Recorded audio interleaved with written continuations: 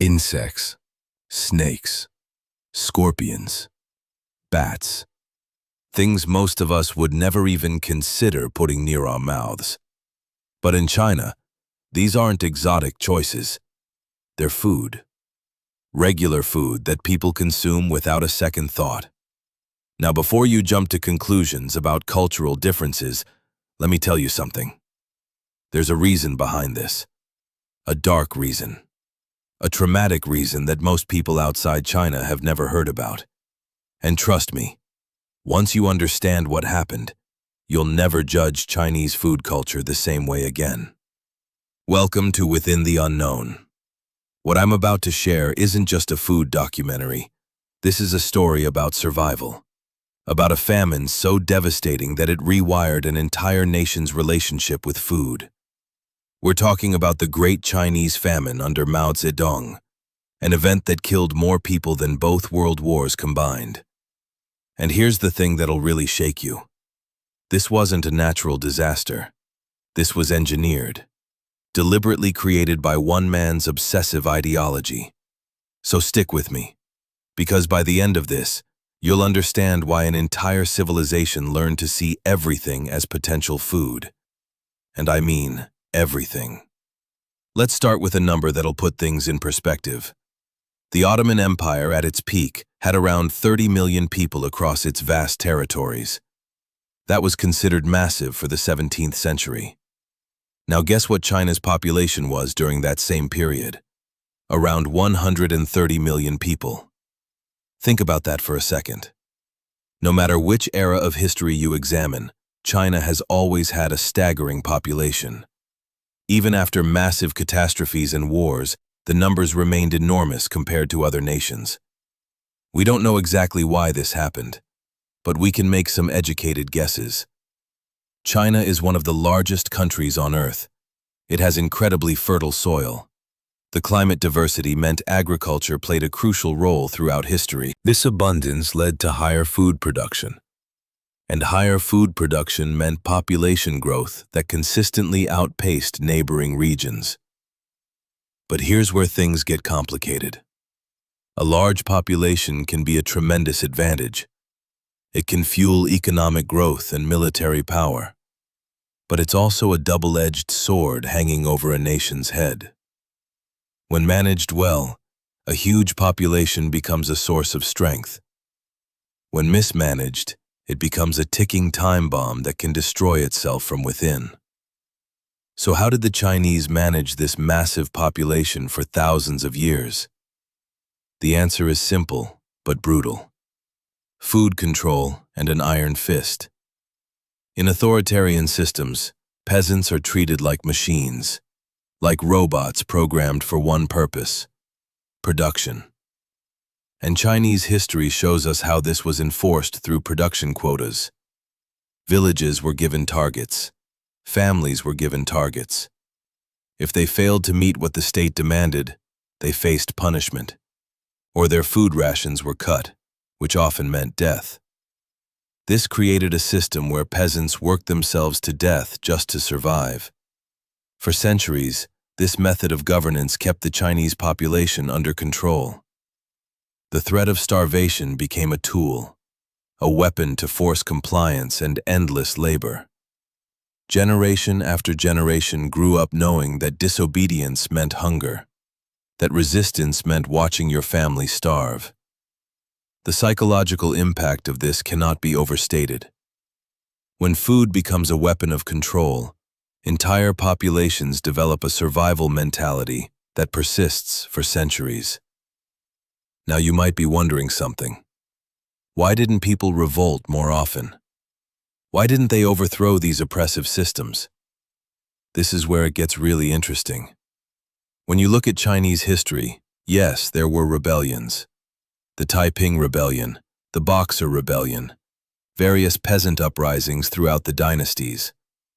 But compared to revolutionary uprisings in other countries, they seem almost superficial. The harsh control over peasants continued generation after generation. And there's a fascinating theory about why. Some researchers suggest that diet affects a society's tendency toward rebellion and warfare. This isn't fully proven scientifically, but the idea goes like this. Societies that consume a lot of red meat tend to be more aggressive, more prone to conflict and war. Meanwhile, agricultural societies that rely mainly on vegetables and grains show less desire for rebellion. They become more compliant, more accepting of authority. Again, this isn't concrete science, but when you look at historical patterns, there's something to it. Food doesn't just feed the body. It might shape behavior in ways we don't fully understand. It becomes part of a culture's psychological fabric. The nomadic warriors of the steppes ate meat and conquered empires. The rice farmers of Asia built stable, hierarchical societies that lasted thousands of years. But let's fast forward to the real catastrophe, the event that forever changed Chinese food culture. We need to talk about Mao Zedong, one of history's most egotistical maniacs, a perfect example of what happens when you give a narcissist unlimited power. Mao rose to leadership during the Chinese Civil War in 1921. He led communist forces to victory. In 1949, he established the People's Republic of China, and he ruled until his death in 1976. During that time, he would orchestrate one of humanity's greatest tragedies. But what makes it even more disturbing is how calculated it was, how preventable it all could have been. Other leaders warned him. Experts cautioned against his policies, but Mao's ego wouldn't allow him to admit he might be wrong. In 1958, Mao launched the Great Leap Forward. The goal sounded noble on the surface: abandon old culture, create a modernized industrial China, catch up with Western powers. Sounds progressive, right? But the reality was a nightmare. Mao became obsessed with this vision. He built industrial cities. He created communes. People working in these communes lived inside state-controlled factories. Their entire existence became work. They were paid mostly in food, just enough to survive. Those who refused to work likely ended up buried beneath the factory foundations. To feed this industrial workforce, Mao established agricultural communes, slave labor farms essentially, with insane production quotas. The man was obsessed with two things: industrial output and food production. Everything else had to be erased from society: art, philosophy, family bonds, religious practice. All of it had to disappear so people could focus solely on serving the state's industrial dreams. Families were separated. Children were raised communally. Traditional festivals were banned. Even cooking at home became suspicious behavior. In 1966, Mao launched something even more sinister: the Cultural Revolution. He wanted to completely sever the Chinese people's connection to their past. Think about that. We're talking about one of the world's oldest civilizations, a culture that shaped human history with its inventions and philosophy, a society that gave us paper, gunpowder, the compass, and printing, a civilization that had thriving dynasties when Europe was still in the Dark Ages, and one of its own people decided to erase it all under the guise of modernization. What did he do? Artisans who practiced traditional crafts were sent to labor camps, worked to death. Anyone who kept historical books or artifacts in their homes faced the same fate.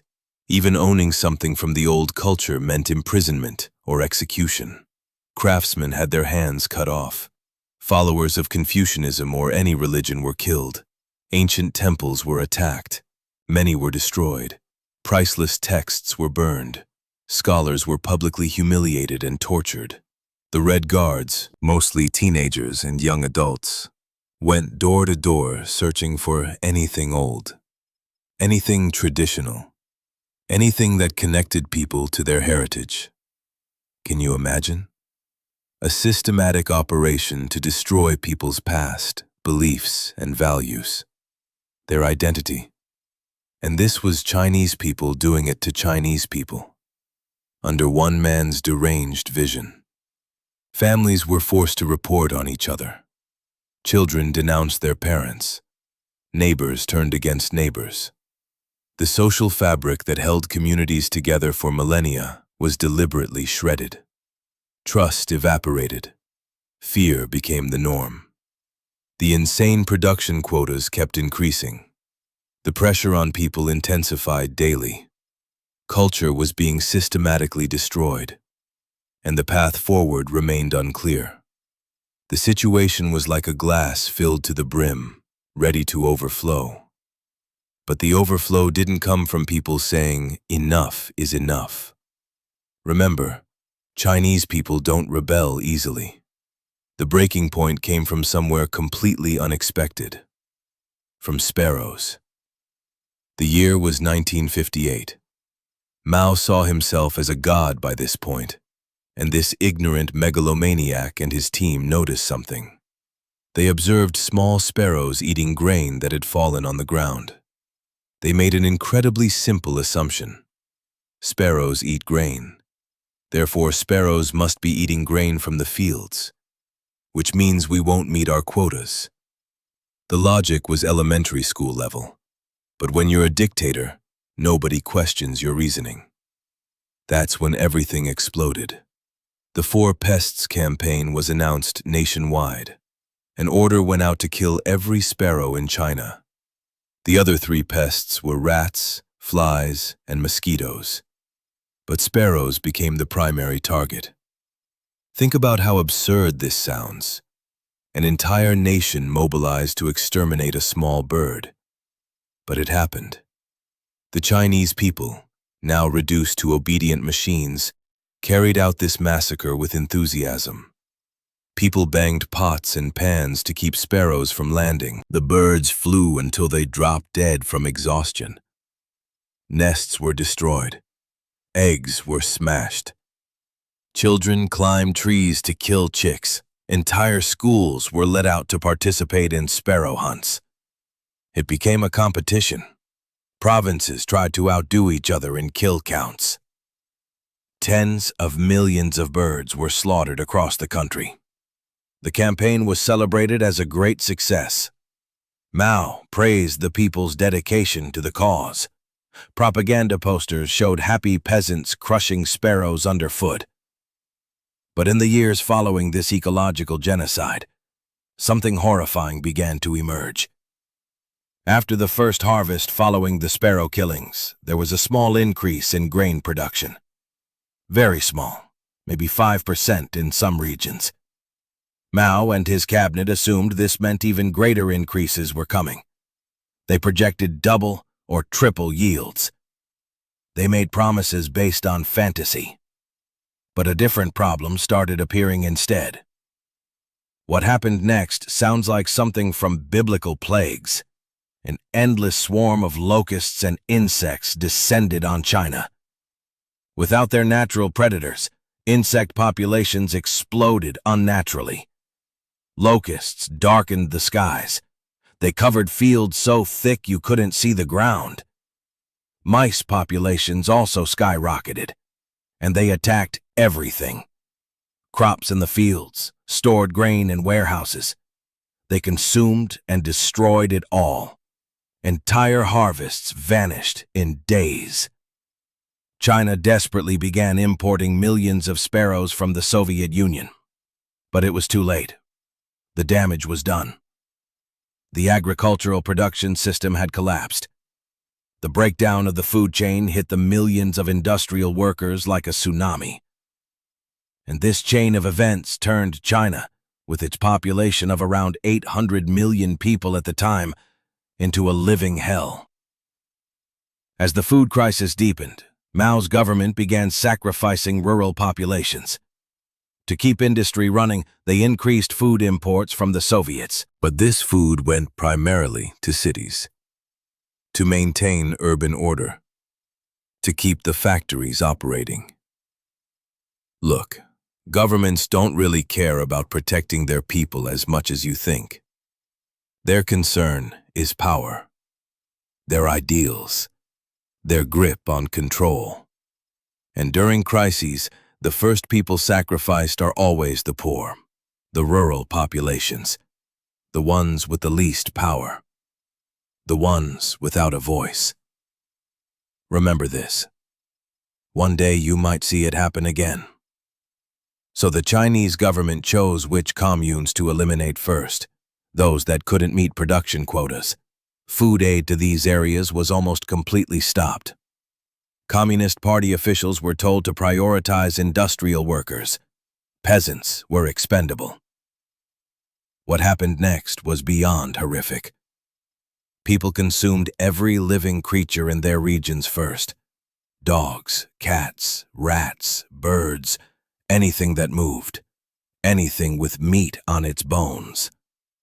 Over time, animal husbandry and wildlife in these areas collapsed completely.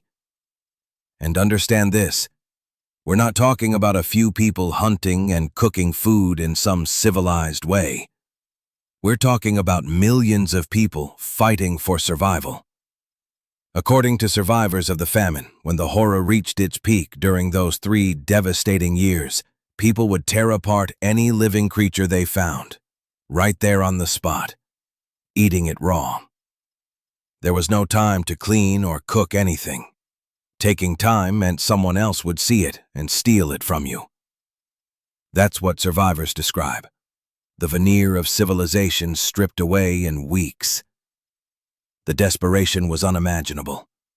People fought over dead rats. They scraped mold off walls to eat. They boiled leather shoes and belts. They ground up bones into powder. Anything to fill their stomachs. Anything to stop the pain of starvation. Parents watched their children waste away, unable to help, unable to find food. The psychological torture of that helplessness. So what happened when the animals ran out? People started eating insects, locusts, beetles, worms, anything that crawled or flew. Then grass, then leaves, then tree bark, which they would boil for hours trying to make it digestible. Then mud. Can you even process that? Eating mud. Not as some ritual or medicine, but as the only thing left that could go into your mouth. People mixed it with water to create a paste, trying to trick their stomachs into feeling full. I'm sure right now you're sitting there thinking this is terrible. God forbid anything like this. But the story hasn't even reached its worst point yet. I watched a documentary about the famine years ago. I tried finding that woman's interview online but couldn't locate it. But everything she said burned into my memory. I'll share it with you now. She was a survivor, like the people you just heard about, and she owed her survival to her mother, at a terrible price. This is what she said. I was a little girl back then, maybe 7 or 8 years old. There was almost nothing left to eat in our village. You could count every bone in my body. I didn't have the strength to stand. My father had died of starvation a few months earlier. When he collapsed and fell to the ground, people tore him apart, boiled him, ate him. We had gotten used to seeing this. It had happened many times before. To survive, we had no choice but to eat dead people. And when there were no dead people, some ate corpses from graves. They would dig up the recently deceased under cover of darkness. When my mother reached the point where she couldn't fight hunger anymore, she closed our door. She sat me down across from her. She placed a knife next to me. She told me that when she died, I should eat her before others came. Eat as much as you can, my daughter, she said. Don't let the neighbors take everything. I couldn't even hear her through my crying, and very soon after, she collapsed right there. She died on the spot. It took time for me to accept this reality, but I knew neighbors would come to our door. They checked on people daily, looking for the newly dead. I tore pieces from my mother's starved legs. I ate as much as I could. The meat was barely there, just skin over bone. Soon after, neighbors who hadn't seen her broke down our door. They tore her apart in front of my eyes. They ate her. What Mao took from us wasn't just our families. He stole our humanity. Even though I couldn't find her video, I think you understand why I remember every single word she said. Because some stories are so horrifying they brand themselves into your mind. They become impossible to forget. This was the peak of the famine. Author Yang Ji-sheng wrote about many similar accounts in detail in his book Tombstone. You can find it and read it if you want, but I warn you, it's not easy material. Yang spent years researching, interviewing survivors, examining death records that the government tried to hide. Here's what happened next. The animals were gone. The grass was gone. The insects were gone. The mud was gone. The dead people were gone. Eventually, there was nothing left to eat, and no one left to eat it. Villages that once had thousands of people were reduced to dozens. During this 3-year famine, current estimates suggest over 60 million people died. That number doesn't even include those who died in labor camps, or those killed during the Cultural Revolution. The true number might be closer to 70 or 80 million. We'll never know for certain because records were destroyed. Think about 60 million people. That's nearly the population of the United Kingdom wiped out. Imagine every single person in Britain dying of starvation. The mind can barely comprehend it. To put it another way, it's like the entire population of Italy disappearing. Or imagine if every person in California, Texas, and Florida combined just ceased to exist. Gone in 3 years. But numbers don't really capture the human cost, do they? Each of those 60 million was someone's child, Someone's parent, someone's friend. They had dreams, fears, memories. They had favorite foods, beloved songs, cherished moments. And they died in the most agonizing way possible, slowly wasting away, watching their loved ones suffer, making impossible choices about survival, choices that would haunt the survivors forever. In the following years, the famine was gradually resolved, partly because millions had died, reducing the population to sustainable levels through mass death, partly because sparrows began rebalancing the ecosystem, and partly because of increased imports. The government eventually acknowledged some mistakes, but they never took full responsibility. They blamed weather. They blamed Soviet withdrawal of support. They blamed rightists and saboteurs. They blamed everything except their own policies, except Mao's catastrophic decisions. Now some of you might be wondering how Mao was punished after all this, after killing more people than Hitler and Stalin combined. You'll be shocked. He lived quite well, actually. He died of natural causes at age 82, comfortable until the end, surrounded by luxury while millions had eaten mud. His party didn't even collapse after his death. It still runs China today. His portrait still hangs in Tiananmen Square. He's still officially revered as the founder of modern China, still called the Great Helmsman. And I can tell you this much, the mentality never changed. The same authoritarian system, the same willingness to sacrifice people for ideology, the same refusal to admit fundamental errors. It's all still there. Different leaders, same system. So now do you understand why Chinese people eat everything? People who survived by eating mud raised their children to view anything as potential food. This kind of hunger trauma doesn't fade in just a few generations. It hasn't faded yet.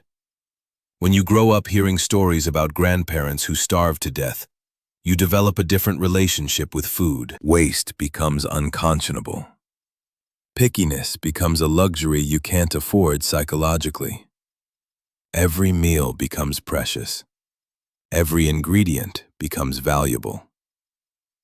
Today in China, consumption of insects, cats, dogs, and exotic animals is gradually decreasing. Younger urban generations are moving away from these practices. Western influence and animal rights awareness are changing attitudes. But in rural areas, in older generations, the mindset persists. And remember what I told you earlier. A large population is actually a ticking time bomb. And for China, time is running out. Since 2020, changing climate conditions and excessive demand mean China's food production can't keep up anymore. Especially during 2022 and 2023, severe water shortages caused agricultural output to drop significantly. Major rivers are drying up. The Yellow River, the cradle of Chinese civilization, sometimes runs dry before reaching the sea. The Yangtze is at historically low levels. Reservoirs are depleting faster than rainfall can replenish them. According to a report published this year, droughts over the past 2 years are expected to indirectly affect 900 million people in coming years. When you consider China's population is 1.4 billion, that's an extremely serious number. We're talking about more than half the country facing water and food insecurity. Think about what happens when 900 million people start competing for shrinking resources. Can China overcome this problem? I seriously doubt it.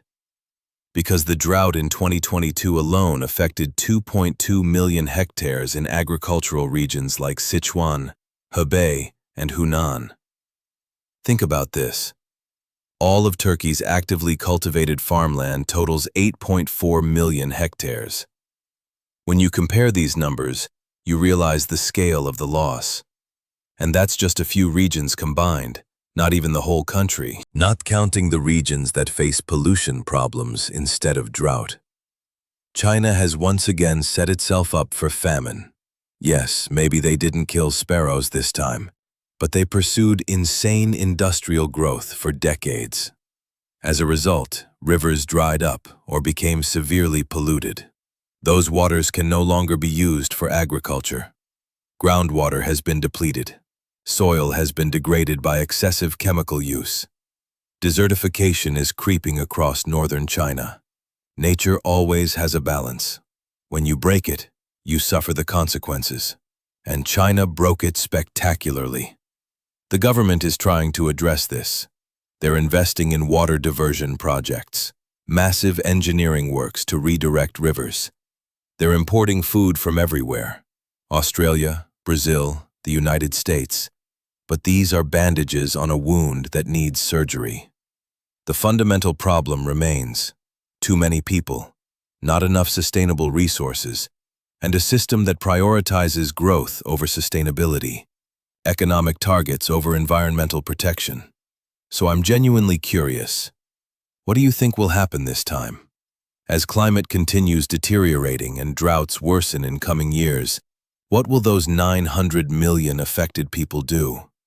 Will history repeat itself? Will we see another famine? Or has China learned from its past? Share your thoughts in the comments, please. Here's what we learned today.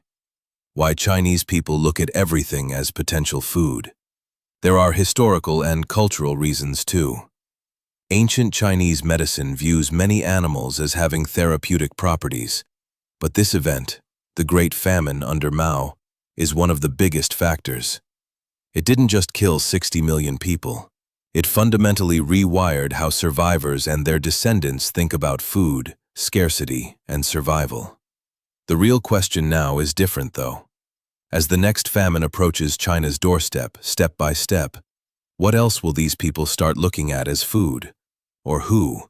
And perhaps more importantly, what does this tell us about how quickly civilization can collapse when resources disappear and authorities make catastrophic decisions? How thin is the line between order and chaos? At Within the Unknown, we dig into the stories that textbooks conveniently skip, the uncomfortable truths that challenge how we see the world. Because understanding the past isn't just about knowing what happened, it's about recognizing patterns that repeat. It's about seeing warning signs before disasters strike. It's about learning from humanity's darkest moments so we don't repeat them. Thank you for watching this. Please share this story with others who need to hear it, and let me know your thoughts in the comments below. I'm genuinely interested in what you think will happen next. Do you think modern China can avoid repeating this tragedy? Or are the same conditions being created all over again? Take care of yourselves. See you in the next one.